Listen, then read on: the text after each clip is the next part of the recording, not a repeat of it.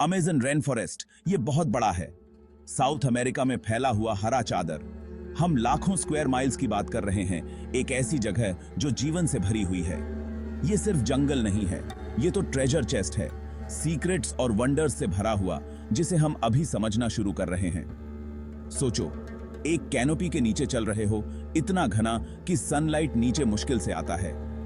हवा भारी है, ह्यूमिड है, और ऐसे क्रीचर्स की आवाजें आ रही हैं जिन्हें हम देख नहीं सकते।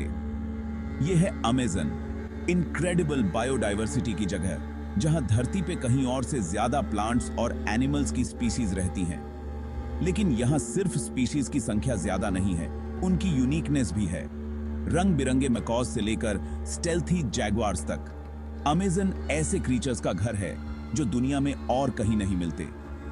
ये एनिमल्स सिर्फ वाइल्ड लाइफ नहीं है, ये एक डेलिकेट बैलेंस के सिंबल्स हैं, नेचर की ताकत की याद दिलाते हैं।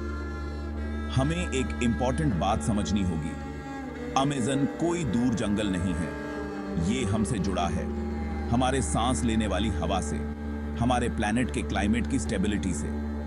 इसे प्रोटेक्ट करना हमारी रिस्पॉन्सिबिलिटी है। अमेज़न की गोद में ऐसे क्रीचर्स रहते हैं जो इतने इल्यूसिव, इतने रेयर हैं कि बहुत कम लोगों ने उनकी खूबसूरती देखी है।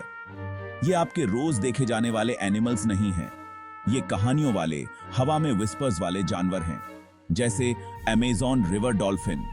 ये आपका आम ग्रे डॉल्फिन नहीं है, ये गुलाबी रंग का होता है। साइंटिस्ट्स का मानना है कि ऐसा उनकी स्किन के पास ब्लड वेसल्स होने की वजह से होता है। ये मर्की पानी में इकोलोकेशन का यूज करके अपने शिकार को ढूंढते हैं। फिर आता है जैगुआर, अमेज़न का सबसे बड़ा शिकारी। ये मैजेस्टिक कैट अपनी ताकतवर बॉडी और डिस्टिंक्टिव रोजेट मार्किंग्स के साथ स्ट्रेंथ और रेजिलियंस का सिंबल है। दुख की बात है कि हैबिटेट लॉस और हंटिंग की वजह से इनकी संख्या कम हो रही है। एक और रेयर ब्यूटी है हार्पी ईगल, दुनिया के सबसे बड़े ईगल्स में से एक। अपनी तेज नजर और पावरफुल टैलेंट्स के साथ ये एक ताकत है जिससे कोई भी नहीं पंगा लेना चाहेगा। कैनोपी में ऊपर बैठ के ये पेशेंटली वेट करता है अपने अनसस्पेक्टिंग प्रे पर झपटने के लिए। ये क्रीचर्स सिर्फ एनिमल्स नहीं हैं, ये रेन फॉरेस्ट की हेल्थ के इंडिकेटर्स हैं। इनका सर्वाइवल पूरे इकोसिस्टम के वेलबीइंग के साथ जुड़ा हुआ है। सदियों से इंडिजिनस कम्युनिटीज अमेज़न को अपना घर कहते हैं।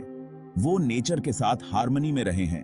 उनकी जिंदगी रेन फॉरेस्ट के फैब्रिक में बारीकी से जुड़ी हुई है। वो असली में फॉरेस्ट के गार्डियंस हैं। इन कम्युनिटीज के पास रेन फॉरेस्ट के सीक्रेट्स का खजाना है। वो प्लांट्स की मेडिसिनल प्रॉपर्टीज, एनिमल्स के बिहेवियर और फॉरेस्ट के रिदम्स को समझते हैं। उनका नॉलेज पीढ़ी दर पीढ़ी पास होता आया है। ये विजडम की एक लिविंग लाइब्रेरी है।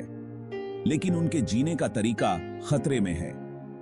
लालच और शॉर्ट साइटेडनेस से प्रेरित होकर हो रहा डिफॉरेस्टेशन उनकी एंसेस्ट्रल लैंड्स पर कब्जा कर रहा है, कम्युनिटीज को डिस्प्लेस कर रहा है और उनके जीने का तरीका डिस्ट्रॉय कर रहा है।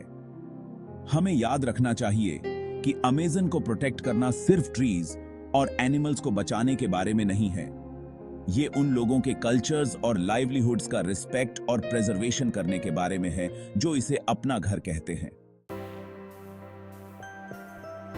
अमेज़न रेन फॉरेस्ट को अक्सर धरती के फेफड़े कहा जाता है, और ये सही भी है। ये हमारे प्लैनेट के क्लाइमेट को रेगुलेट करने में बहुत इंपॉर्टेंट रोल प्ले करता है। कैसे? एटमॉस्फेयर से बहुत सारा कार्बन डाइऑक्साइड एब्जॉर्ब करके और ऑक्सीजन रिलीज करके। इसे एक जायंट एयर प्यूरिफायर की तरह समझो। अमेज़न ग्लोबल टेम्परेचर्स को स्टेबलाइज करने, क्लाइमेट चेंज को कम करने और सभी लिविंग थिंग्स के लिए एक हेल्थी एटमॉस्फेयर इंश्योर करने में मदद करता है। लेकिन इसकी इंपॉर्टेंस सिर्फ कार्बन से कहीं ज्यादा है। अमेज़न फ्रेश वाटर का एक बहुत बड़ा सोर्स है जो रिवर्स को पानी देता है और पूरे कॉन्टिनेंट और उसके बाहर रेनफॉल पैटर्न्स में कंट्रीब्यूट करता है। ये एक डेलिकेट बैलेंस है जिसे आसानी से बिगाड़ा जा सकता है।